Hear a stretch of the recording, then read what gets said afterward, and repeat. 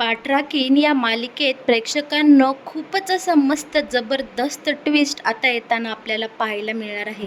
म्हणजे इकडे सुलोचनाच्या चांगलंच लक्षात येणार आहे की ही जी अंबिका आहे ना, सुलोचनाची लहान जाऊबाई, ही खूपच नालायक व्यक्ती आहे.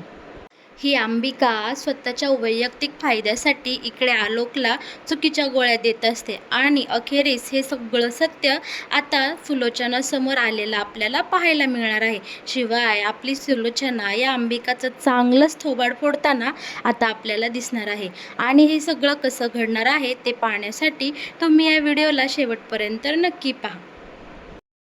आपली प्राजक्ता आता फायनली इकडे सूर्यवंशी यांच्या बंगल्यावर मस्तपैकी या दोन छोट्या गोंडस मुलांची ट्युशन घेण्यासाठी सिलेक्ट झालेली असते.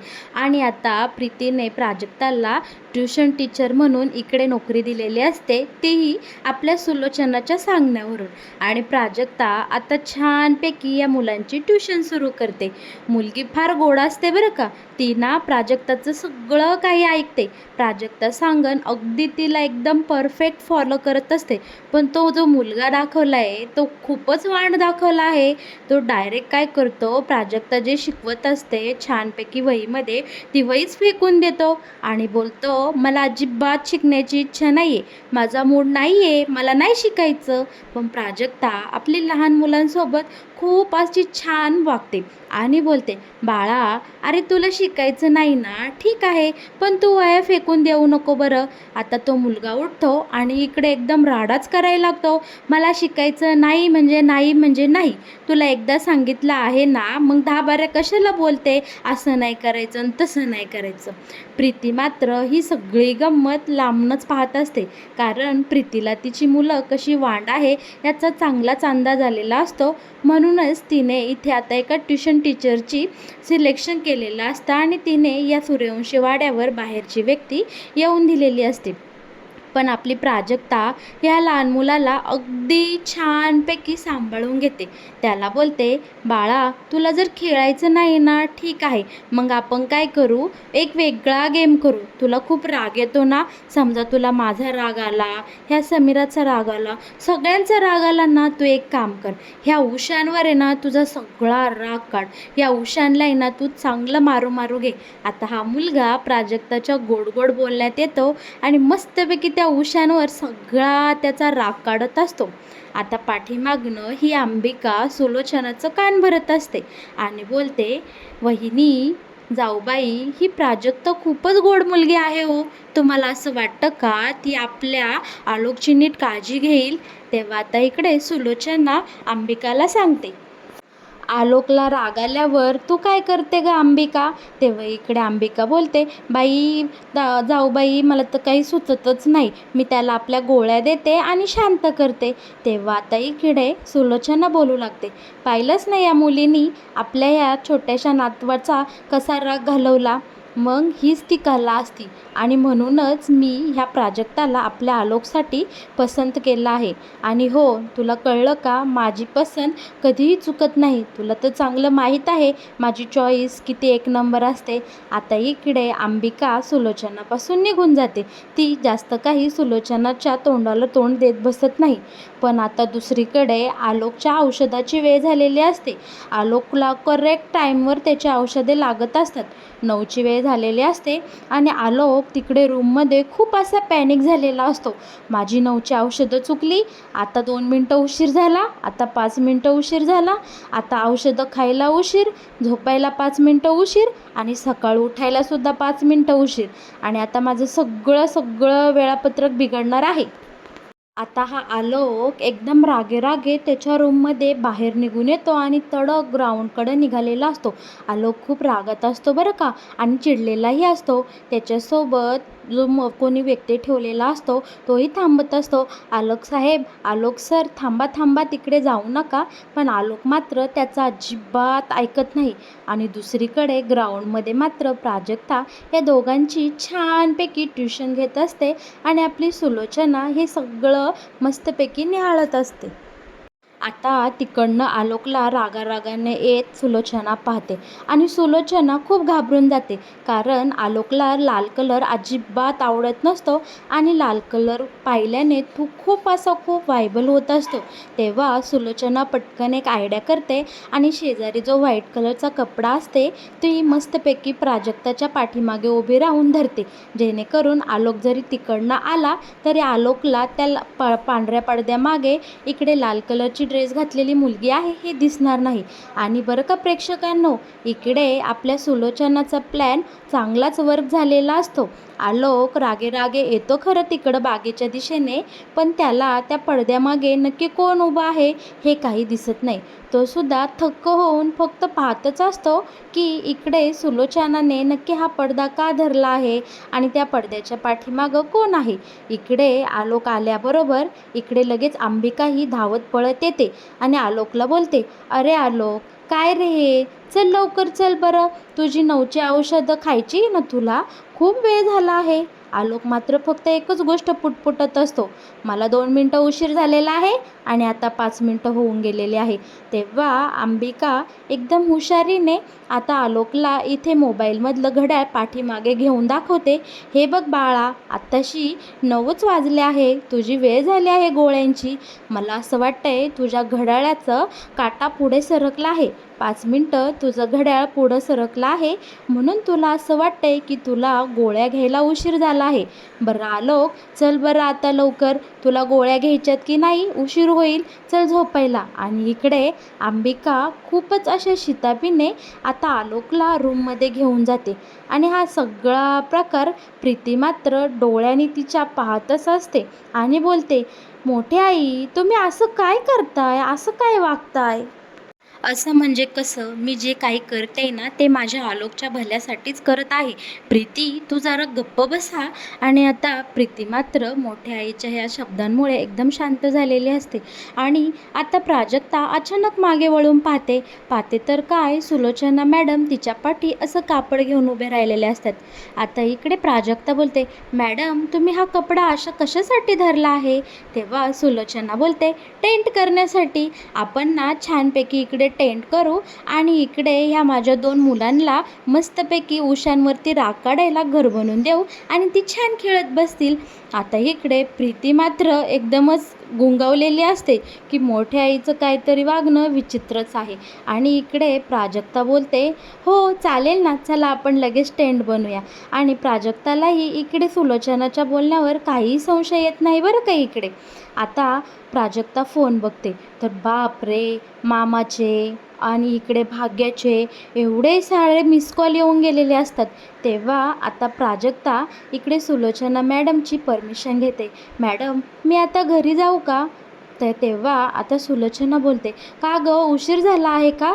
थांब, ठीक आहे, मी तुला ना गाडी सोडवायला पाठवते, ती तुला व्यवस्थित घरी सोडतील.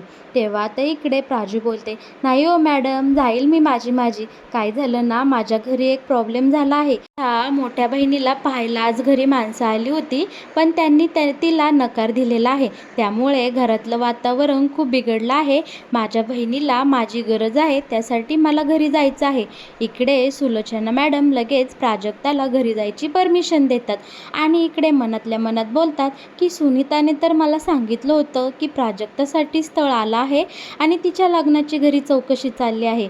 पण एक गोष्ट बरी झाली की प्राजक्ताच्या लग्नाचा घरात विषय नाही, याचा अर्थ प्राजक्ताच्या वाटेमध्ये आता दुसरा कुणीही काटा नको. आणि सुलोचना इथे मनोमन खुश झाली असते आणि प्राजू मात्र आता घरी जायला निघते.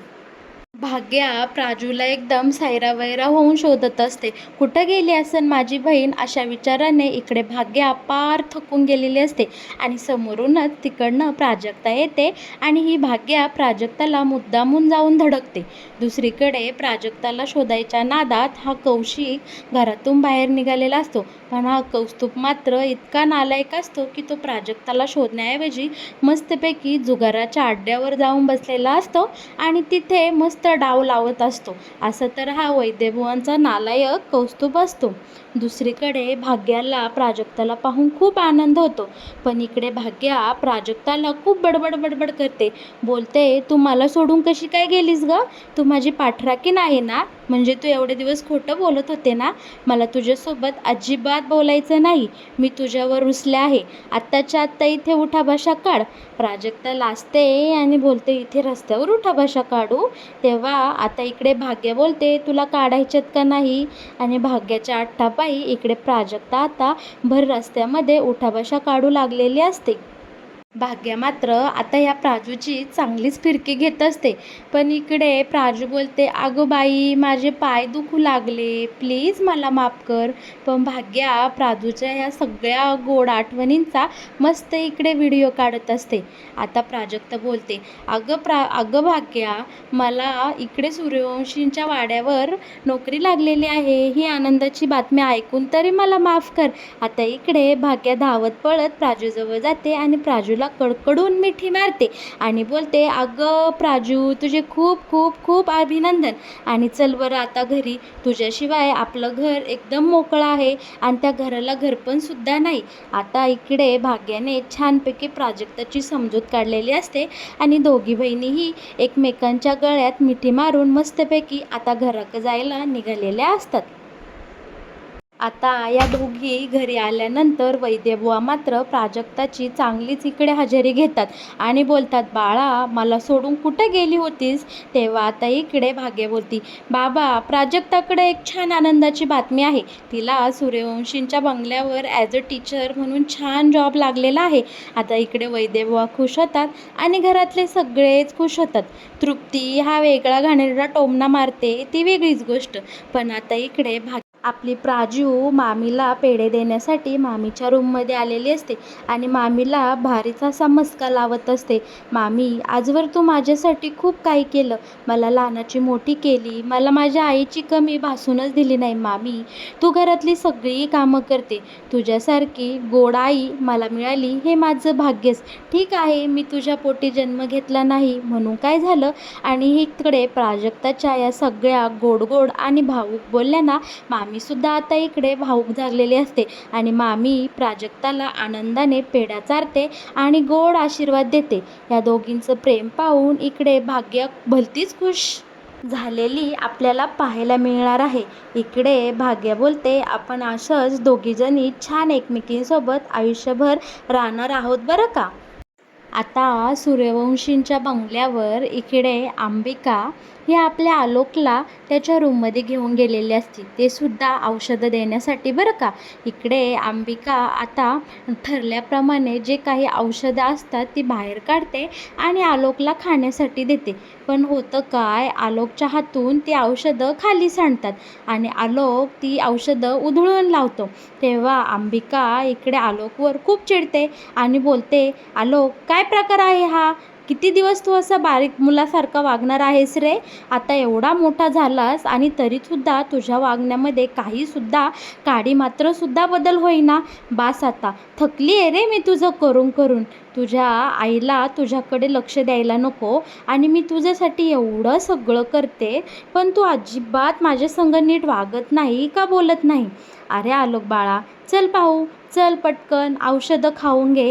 इकडे आता अंबिका पुन्हा एकदा आलोकसोबत गोड गोड बोलू लागलेले असते. खरं तर इथे बोलता बोलता अंबिकाच्या मनातून सगळं काही तिचं आतलं करपलेलं काळं मन बाहेर आलेलं असतं. पण ती लगेच आलोकसोबत आपली बाजू सावरत घेऊन गोड वागू लागते. आता अंबिका आलोकला व्यवस्थित खाली बसवते आणि त्याला दुसऱ्या गोळ्या खायला देते आणि पाण्याचा ग्लासही देते बरं का. इकडे आलोक अंबिकाने दिलेल्या गोळ्या एकदम असा पॅनिक होऊनच खात असतो, पण तो तिने दिलेल्या सगळ्या गोळ्या खातो आणि पुन्हा एकदा तो जरा शांत शांत व्हायला लागलेला असतो. पण तितक्यात तिथे आपली सुलोचना येते आणि सुलोचनाला पाहून तो पुन्हा एकदा व्हायबल होतो आणि बोलतो, तू जा इथनं, तू आत्ताच्या आत्ताच जा इथनं. आता बरं का इकडे आपली सुलोचना बाहेर निघून जाते आणि अंबिकाला मात्र बोलावून घेते आणि बोलते, ताबडतोब इकडे. आता अंबिका सुलोचनाजवळ येते आणि बोलते, काय झालं जाऊबाई? तेव्हा सुलोचना बोलते, तू जे काही आता आतमध्ये आलोकसोबत बोलत होती ते सगळं मी माझ्या कानाने ऐकलं आहे. आणि हो, आलोकची जबाबदारी तू स्वतःहून माझ्याकडनं काढून घेतली होती आणि बोलली की मी माझ्या मुलासारखा आलोकला सांभाळेन आणि पाठीमागून असं बोलतेस. आणि हो, आलोकच्या ज्या काही गोळ्या आहेत त्या आत्ताच्या आत्ता मला आणून दे. आता सुलोचना त्या आलोकच्या सगळ्या गोळ्या घेते आणि डॉक्टरांना तिने कॉल केलेला असतो. डॉक्टरांना त्या गोळ्या दाखवते आणि बोलते, डॉक्टर साहेब, लवकरात लवकर मला चांगल्या क्वालिटीच्या आणि हाय लेवलच्या गोळ्या हव्या आहे, कारण ह्या गोळ्या मला आता आलोकच्या बदलायच्या आहेत. मला माझ्या आलोकची लवकरात लवकर चांगल्यातल्या चांगल्या स्पेशल डॉक्टरांना दाखवून चांगली ट्रीटमेंट करून घ्यायची आहे. आता मला कोणावरच विसंबून राहायचं नाही आहे की आलोक बऱ्या होण्यासाठी, आणि मला आता कोणाचा एक शब्दही ऐकायचा नाही. डॉक्टर त्या गोळ्या घेतात आणि पाहतात, आणि डॉक्टर इकडे लगेच सुलोचनाला सांगतात, सुलोचना मॅडम, तुम्ही ह्या गोळ्या देता का आलोकला? ह्या सगळ्या गोळ्या तर चुकीच्या आहेत. मॅडम, मी आलोकसाठी ह्या कधी गोळ्या दिल्याच नाही आहे. ह्या गोळ्या माझ्या नाही आहे. तुम्ही या गोळ्या कोणाच्या सांगण्यावरून आलोकला देताय? तेव्हा सुलोचना बोलते, आलोकला गोळ्या देण्याची जबाबदारी ही पूर्णपणे अंबिकाने स्वतःहून मागून माझ्याकडनं घेतली होती आणि कित्येक वर्ष झाले तीच इकडे आलोकला गोळ्या देत आहे. आता डॉक्टर इकडे सुलोचनाची चांगलीच कानउघडणी करतात आणि बोलतात, सुलोचना मॅडम, तुमच्या मुलावर अजिबात लक्ष नाही आहे. मी ह्या गोळ्या आलोकसाठी कधीच दिलेल्या नव्हत्या. तुम्ही कितीही भारीतली ट्रीटमेंट केली आणि 50 डॉक्टर बदलले तरी आलोकला कधीही फरक पडणार नाही, कारण मी ज्या गोळ्या आलोकसाठी देत होतो त्या गोळ्या कधीही आलोकच्या पोटात गेल्याच नाही.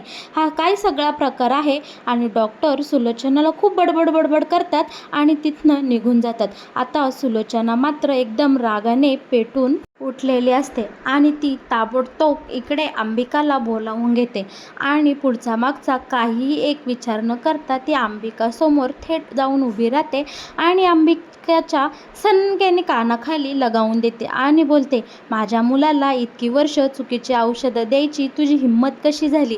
तुझ्यावर मी एकदम पाठच्या बहिणीसारखा विश्वास ठेवला आणि माझा मुलगा तुझ्या ताब्यात दिला आणि तू हे दिवस दाखवले मला, नालायक बाई. इकडे अंबिकाला काय झालं कळत नाही आणि ती सुलोचनासमोर हात जोडते आणि बोलते, वहिनी, तुमचा काहीतरी गैरसमज होत आहे. मी असं काहीही केलेलं नाही.